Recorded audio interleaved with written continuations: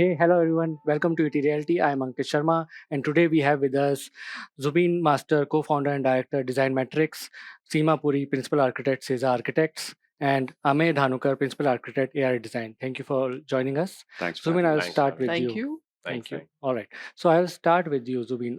In the last few years, especially post-COVID, what kind of design trends that you have seen, especially the kind of growth that we are seeing in the real estate sector, especially in the luxury and premium luxury segment? What are the trends as an architect you are witnessing or you have witnessed, and how are you looking at them in the next 1 or 2 years? So, especially since COVID, we've seen a remarkable change in lifestyle. Mm, People are very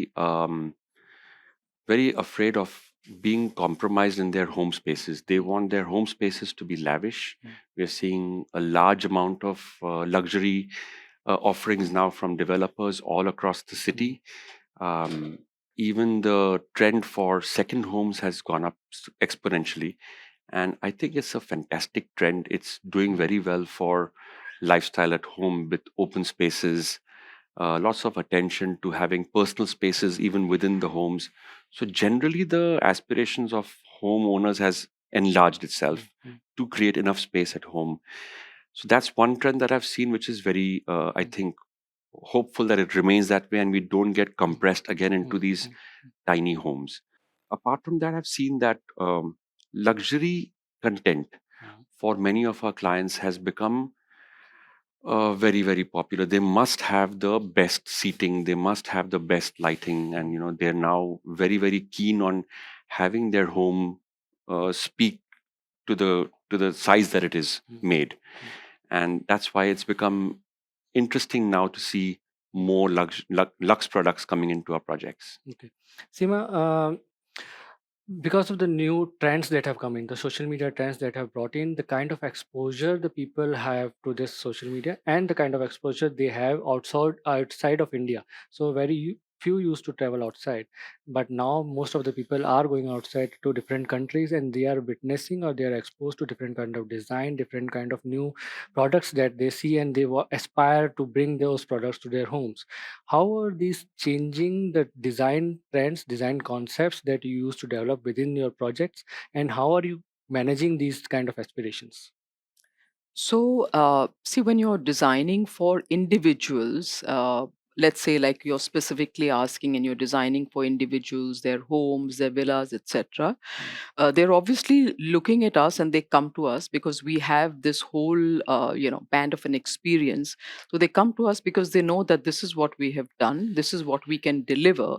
So they come to us with their expectations. But yes, we have to remember that finally a home belongs to that particular individual. It has to speak about his or her style. Their mm, personal choices are very, very important. And yes, like you said, that the clients today travel so much, they're so well educated, they're absolutely in touch and in sync with all the mm, latest products. And of course, they're very aware of the social media. So they obviously want their homes to mm, incorporate also their specific choices, which I think is very important because a home has to speak about that particular owner. So we definitely keep in mind and we advise them correctly.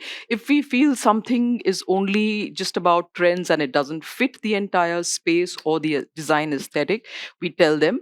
Or else we try and I think imbibe some of their personal design ideas into the space that we are creating for them. okay. We have experienced architects. Yeah. Then there are young architects, budding architects that are coming in this field. Right. How are you managing your identity or your space within this segment? And how are you competing, bringing in new ideas, new design concepts to this that existing space where there are experienced players Right. and there are young players who have their design concept? And how well receptive are the clients to this kind of concepts, new designs that are there? So to be honest, I mean we have two stalwarts over here of Yeah. the industry, and honestly we look up to them to take Mm, inspiration as well. I mean mm, Zubin Bhai as well as Seema. mm, I mean from my office I look at a building which is right across my office, which is made by her, and I really like it. mm, So I think I don't think design dies away, or I don't think I mean you're taking mm, inspiration from what was always there. That doesn't change as a matter of mm, fact. let it be today's architecture also has been influenced by something else before. So I think it's not, and it's not about making an effort to be different. It's about just kind of making sure that you fit and you do what you like and what you understand and what your creativity and what your language is, right? So it's not always about being very different from what you always were. We do work with a lot of parametrics and stuff like that, which I think, I mean, her brother Sanjay Puri, I think, is been probably one of the pioneers who started that whole thing. But so India has always been far ahead in terms of architecture. I think we've always had people who've done a certain amount of thing. It's about how today people are ready to accept it a little more. Also, a lot of the clients that we deal with today is the second generation. It's the younger generation as well. So it's not so difficult for us to explain it to them because they are also looking at that change. They're also looking at that kind of a language. So they're open to that today as well. You should thank us for it. Yeah, we thank you for it. We've been through We the brainwashed them. yeah, we've been through the ringing machine with Process, them yes. already, I'm sure. and we've been through the torture machine already with them, and now We're you're also in the welcome. torture machine somewhere or the other. You're welcome. Okay, so this is the question for both of you. Every city used to have its own character, right? Every buildings that were there in those particular cities reflected their uniqueness or character to it. For instance, building in Jaipur will reflect the kind of Rajasthani culture or heritage to it, or Vadodara, Kolkata, etc. Now we go to any city, the designs are same, the buildings are same, the concepts are same. Is it more to do with the architects? Is it more to do with the financial viability of a building, or is it more to do it with the people that they want similar kind of buildings that they see in New York or Hong Kong, etc., and that is what they want to be replicated, or is it something else? Both of you. So I have a feeling that my answer might resonate with a lot of architectural firms in the country. Um, we are actually looking for a code. We're all waiting for this elusive code which has successfully shaped cities across the globe. And those codes, I feel, are kind of either diluted or missing from the design perspective. They're very much there for structural, facade design, for loads, for winds, for all of that stuff. It's all present.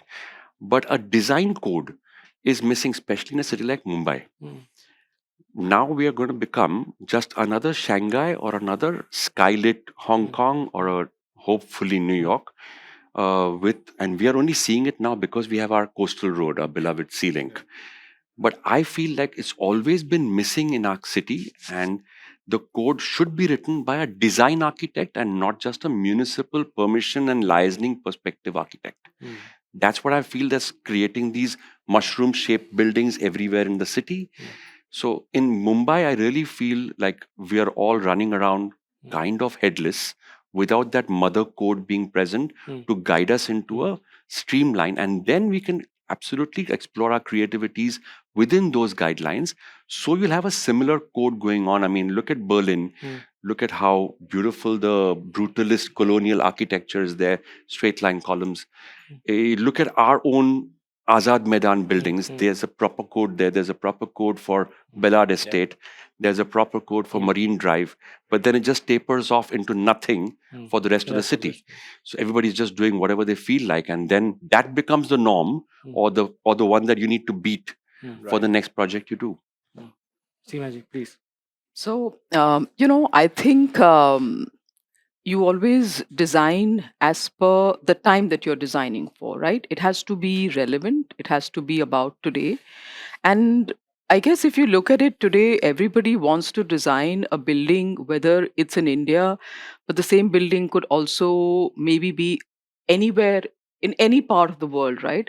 And it's true to say that, yes, while maybe if you were to reflect on a lot of the old architecture in Delhi, for instance, a lot of them used the red sandstone, right? But looking today, maybe you would find some of the architecture using the red sandstone, but you're not necessarily going to, be making the same kind of Mughal arches or all of them. You will take inspiration from it, but you will actually redefine that design language and create something new.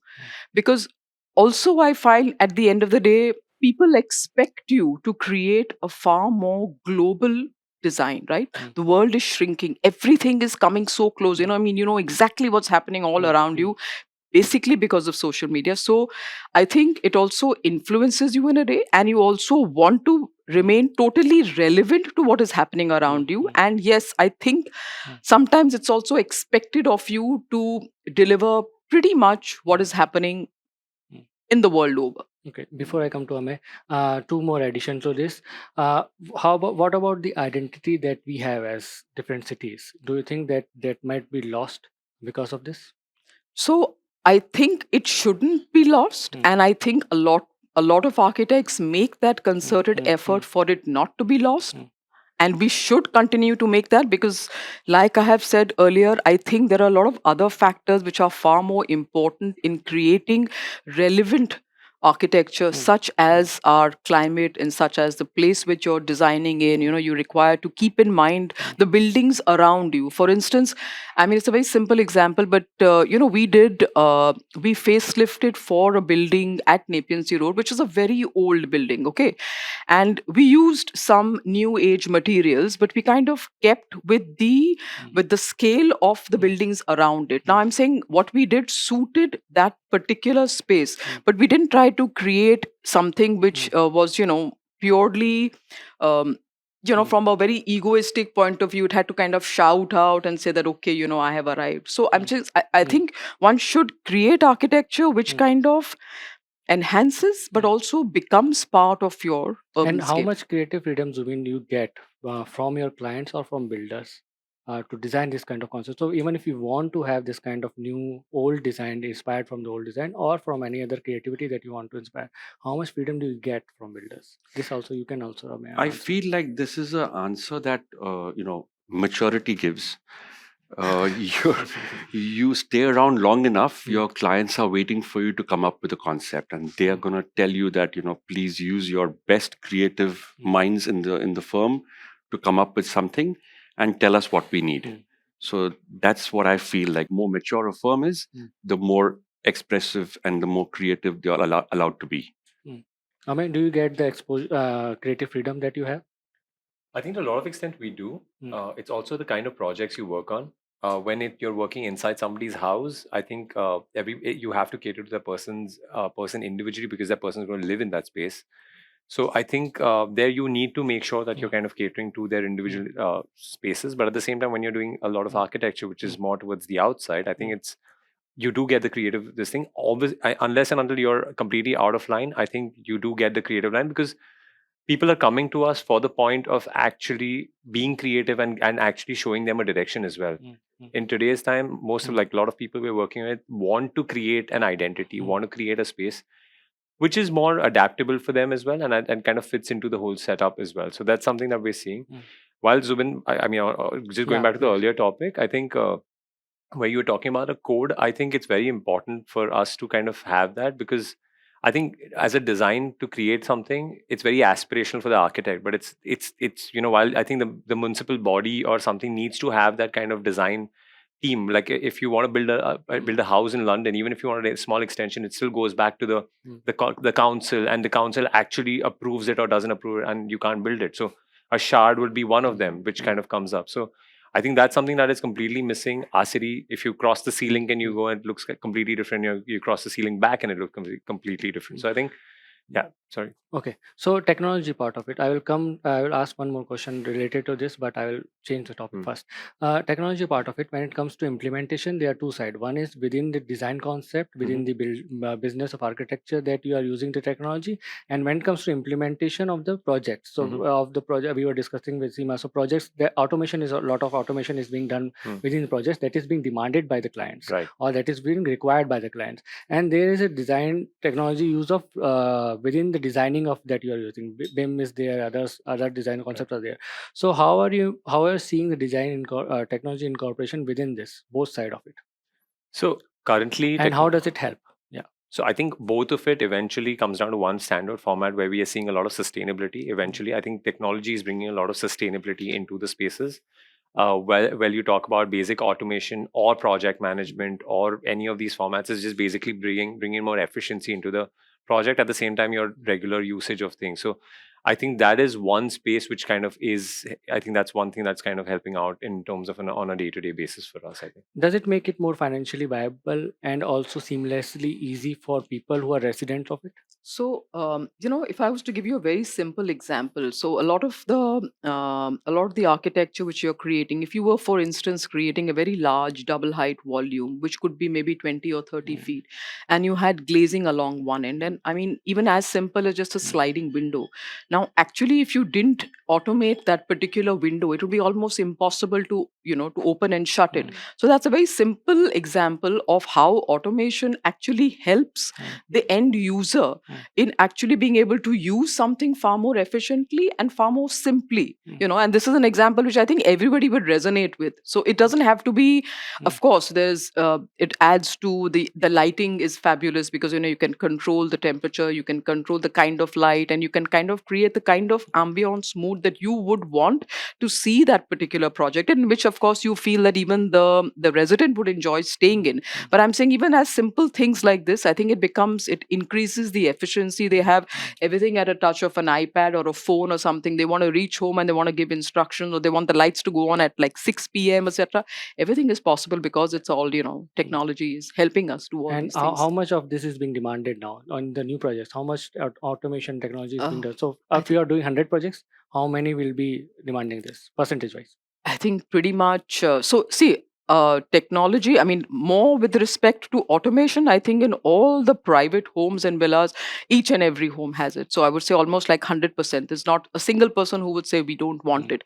They may restrict it to a certain extent, that you may not have it for your exterior areas, your landscape, etc., which also I think is very, very important. But they may not want to go all this, but pretty much all of them use automation in some way or the other. Okay, last question. This I asked in the previous panel as well.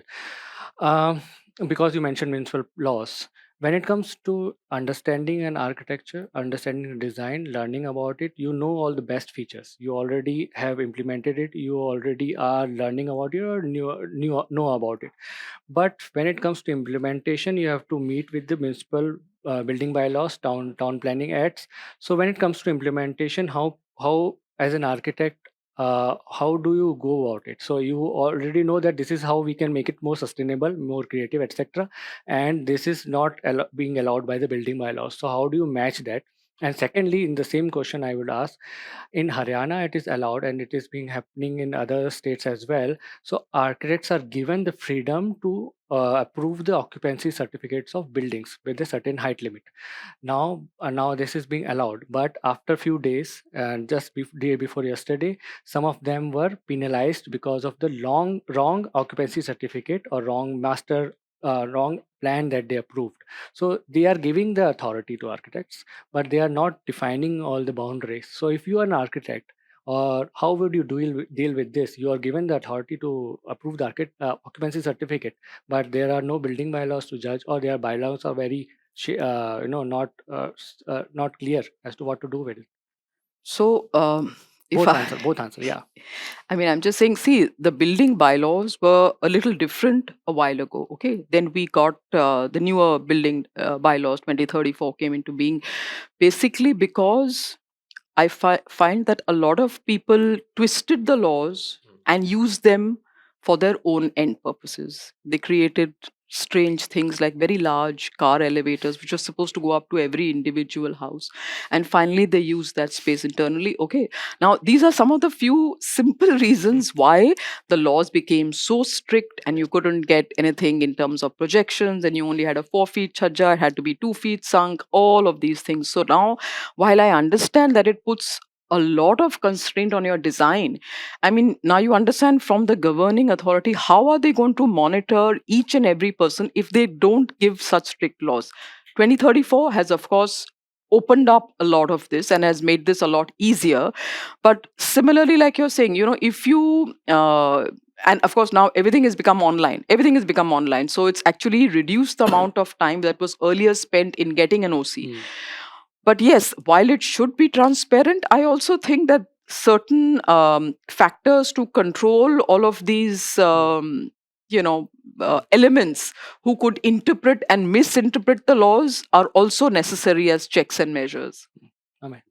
coming back to the same thing, I think there was a certain set of people who have twisted the rules around, and that's exactly why they started off. Like, we know of a building. I live in Juhu, and there's a building over there where there was a car lift and there's a car park in front of it, and then the house starts. So there is no access from the lift to the living room unless and until that car park is filled, because that whole thing. So basically, it was simple. Like, you're paying for 100, but you're getting about 3,000. That was the difference. So there was a 1:3 kind of ratio that was going on.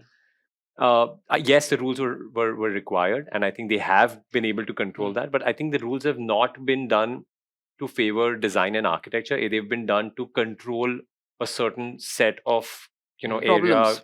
certain set. Yeah, exactly. So I think that's something that now, since it's progressed and they've had it about 7-8 years with this, I think it's about time they can start looking into the format of allowing a certain amount of design which can kind of go into it. So you do have buildings in Singapore and all, which will allow a certain amount of greens and all on every floor and stuff, which you can't do that anymore unless and until you're ready to pay for it. So I think that's something that's actually happened in our city, and I think that's what we're catering to. And while you're talking about rules, like you're talking about Haryana and even Bombay, while they make a rule, they'll also give you a loophole how to fix the rule. So there's a ways in. But there is a creative design and there is a building bylaws. How do you balance this? So you have a creative freedom, and then there is a building bylaws. Cities building. There's plenty to do. It's still an open canvas. It's still a green field. It's still a massive canvas for you to paint. So it's not like we are stuck. It's not that bad. It's just that there are some rules which we are all living with. Yes. And, it brings our two buildings very, very close together. Then you have this very contrasting and jarring elevation on the street. Our streets don't look pretty because of that. You'll find that all Seema Puri buildings have a language, right? And then you'll find that all Amey Dhanukar buildings have a language. You'll find them, you'll pick them out, that this one's the best on the street. But the street itself is not pretty. Right. So I feel a little bit disappointed in that sense. But I'm not going to complain. There is enough for us to do on a building facade. And you can see that, there are some amazing projects coming out. Also to encourage architects. There is a rumor, and it's from a very reliable source, almost, let's say, the horse's mouth. There is an iconic project, Kota, which is being released into Mumbai. I don't know how many of us know about it. I'm waiting for it to break, but maybe this is the break. You will get up to 25-30 FSI if you want on a project, if your building qualifies as iconic. Qualifies as iconic. So they're looking to build iconic structures. This is a Dubai type effort or a Singapore type effort, more like a crowded urban effort. So it's coming to Mumbai, only to Mumbai. Okay. And this has happened because of how beautiful the city looks across the ocean from the ceiling. So hopefully that's something that we might see the light of. All right, great, Zubin, Sumina. Thank you, Amey. Thank you for joining us. Thank you, everyone. Thank you. Thanks.